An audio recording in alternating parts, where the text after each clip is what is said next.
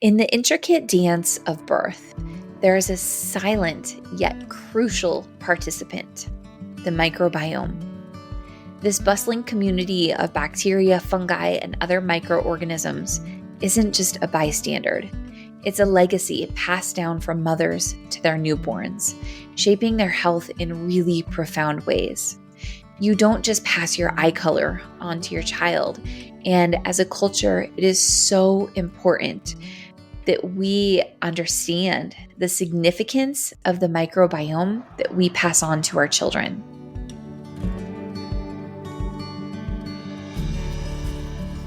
Understanding the connection between your microbiome and what you pass on to your child is incredibly important, especially during pregnancy, as it will significantly influence you and your child's long-term health. While in utero, a baby's gut is sterile. This means they don't have good bacteria, they don't have bad bacteria. During birth, they are exposed to their mother's microbiome when they pass through the vaginal canal. This initial inoculation kickstarts the colonization of the baby's gut with beneficial bacteria, laying the foundation for that child's immune system and overall health. Unfortunately, many of us unknowingly have an overgrowth of bad bacteria, yeast, and in some cases, even parasites that we pass on to our child during childbirth. This happened to me and my son. I had no reason to ever know that my gut was imbalanced, though. I was so healthy with glowing skin. I have always been a really healthy and regular pooper. I crave healthy and nourishing foods. I live a very mindful lifestyle. I would have never known that I had an imbalance. Most women who come into my world whose child or children are suffering with symptoms like eczema, colic, reflux, digestive or sleep issues, and even behavioral outbursts, all these women are in the same boat.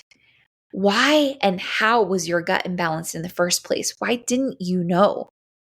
Because there is a lack of awareness. And that's why you're here today, to gain this new awareness. I would have paid $1 million that I didn't even have for this information because it would have saved my child from years of suffering. So we're going to go into this in just a minute of why gut imbalance is so common, especially in consecutive pregnancies. But first, let's talk about another common scenario. Many women actually go into pregnancy knowing that their gut is compromised, or go into motherhood, go into childbirth, knowing that at some point in their journey, their gut was compromised. So maybe preconception, during pregnancy or birth, or even postpartum, you had to take antibiotics.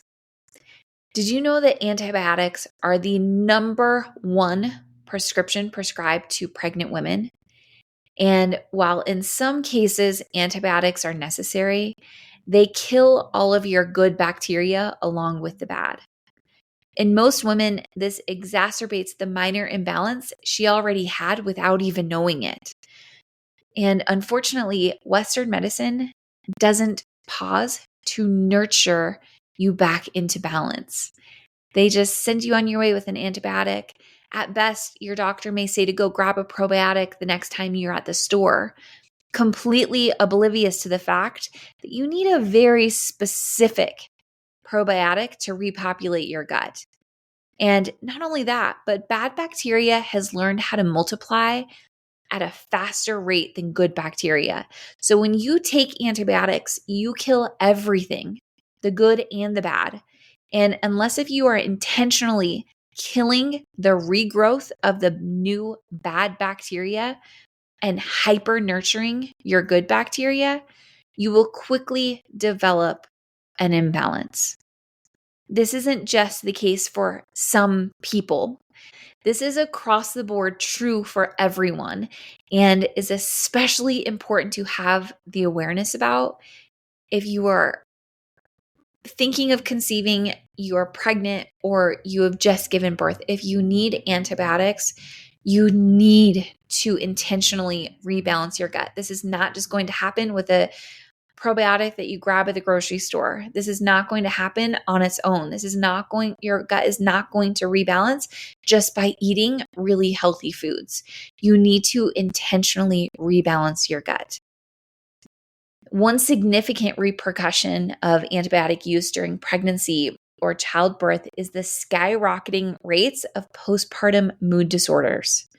Research shows that just one round of antibiotics increase your risk of major depression in the 12 months following the antibiotics by an astounding 24%. Even further, infants born to mothers who have received antibiotics, or maybe that infant received antibiotics themselves, they have a much higher risk of developing symptoms associated with gut imbalance, such as colic, eczema, and even autism. But what about mothers who didn't need antibiotics? Maybe this is you. Why did you have an imbalance in the first place and not even know it? And again, even if you did need antibiotics, you likely had a minor imbalance beforehand without even knowing it. And the antibiotics are just going to exacerbate that imbalance. Something you need to know is that the majority of the population does have an imbalance of some severity, whether they know it or not. So why is this? But before we move into that, I want to go back to, I mentioned autism. There have been many, many studies that have shown that children who have autism, they have fewer good bacteria strains in their gut than children who do not have autism. Am I saying that antibiotics are the cause of autism? No. There are many contributors. Everybody is different. Everybody is more susceptible to imbalance or the severity that you experience. But there is definitely a correlation between the quantity and quality of a child with autism's gut microbiome versus a child who does not have autism. If you want to learn more about this, send me a message on Instagram and I will gladly share more information. But this is profound. And it really just speaks on the importance of nurturing our infants, our children's guts right from the get-go. But if you are listening to this podcast many years after giving birth, maybe your child's been struggling with symptoms for years. Maybe your child is doing fine. They have little symptoms that come here and there. Maybe they have a weakened immune system. They catch every cold, but they don't have rashes. They don't have autism. They don't have digestive issues, but you know they could be healthier. Maybe it's extreme. Maybe they are very autistic. Maybe they have autoimmune disease. Do not drown yourself in guilt. That is not what this episode is here for. It is intended to empower you with information because it is never too late to heal. You can take the information that you are learning here today and implement it now moving forward. It is never too late. So let's talk about why most people have a gut imbalance. So there are many factors that disrupt your microbiome: chronic stress, dietary habits, even those perceived as healthy, can contribute to imbalance if they lack diversity or contain hidden sources of inflammation. Environmental exposures to toxins found in pesticides, pollutants, and heavy metals, all of these disrupt your gut bacteria and contribute to imbalance. The use of common medications like Tylenol, ibuprofen, laxatives, and birth control all alter your gut composition. Fluctuations in hormone levels during pregnancy, menstruation, and even into menopause influence your gut health. And also, those with a history of gastrointestinal issues or genetic predispositions are more susceptible to gut imbalance. Some people are just more genetically susceptible to imbalance than others. One other contributor is mold exposure. Living or working in environments with mold disrupt the delicate balance of your gut microbiome which triggers inflammation and compromises your intestinal barrier. Chronic exposure to mold has been linked to conditions like leaky gut syndrome, irritable bowel syndrome, inflammatory bowel disease, all of which are associated with alterations in your gut bacteria composition. I have an episode coming up, not next week, but the week after, specifically about mold. What you need to know here, though, is mycotoxins produced by certain molds directly affect your microbial populations, meaning it can reduce the rate that your good bacteria populates and increase the rate that bad bacteria populates. It basically kills your good bacteria and feeds the bad bacteria. Mold is really, really serious. We live in a time where our soil is depleted of not only nutrients, but also good bacteria that our ancestors were exposed to in abundance.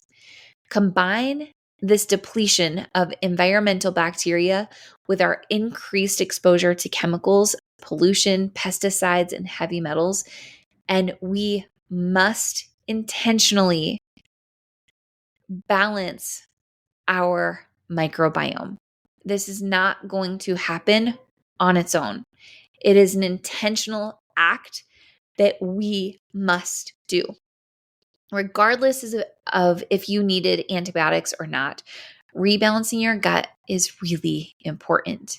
If your child is experiencing symptoms of imbalance, again, please do not blame yourself. Guilt will not heal your child. It will paralyze you, and you are here to learn and expand. So let yourself do this, okay? We live in a culture that doesn't yet understand or appreciate all of this. You are ahead of most of the world with this information, and you can heal and protect your family moving forward. The most beautiful part about your microbiome is it is ready to heal, and it's never too late. It is like my sweet dog who patiently lays there all day long, just following me with his eyes. You know, those eyes that say, "I'm ready when you are. Just say the magic words." And no matter what time of day it is or how many days have gone by that I didn't say the magic words, as soon as they come out, "Where's your ball, buddy? You want to go play ball?" He is the happiest, wiggliest guy there ever was. Your gut bacteria, your microbiome is the same. It is just waiting for you.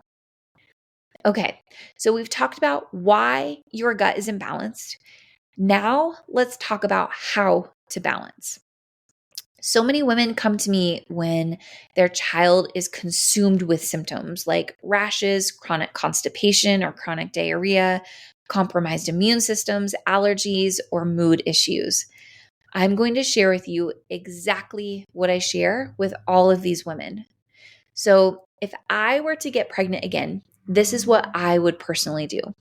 I would do the Woman's Gut Rebalance Kit during my first trimester. After that first 64-day rebalance, I would do maintenance dosing until my third trimester, where I would fully rebalance again. And this time I would extend this full rebalance until I was 6 weeks postpartum. From there, I would move back to maintenance dosing. This may sound confusing. I will attach a link in the show note to my Woman's Gut Rebalance Kit. All you need to do, order that kit. You will get immediate access to the accompanying course where you will learn exactly how to rebalance for 64 days and also how to move back and forth into maintenance and back into the rebalance. If I had known all of this, I wouldn't be here today.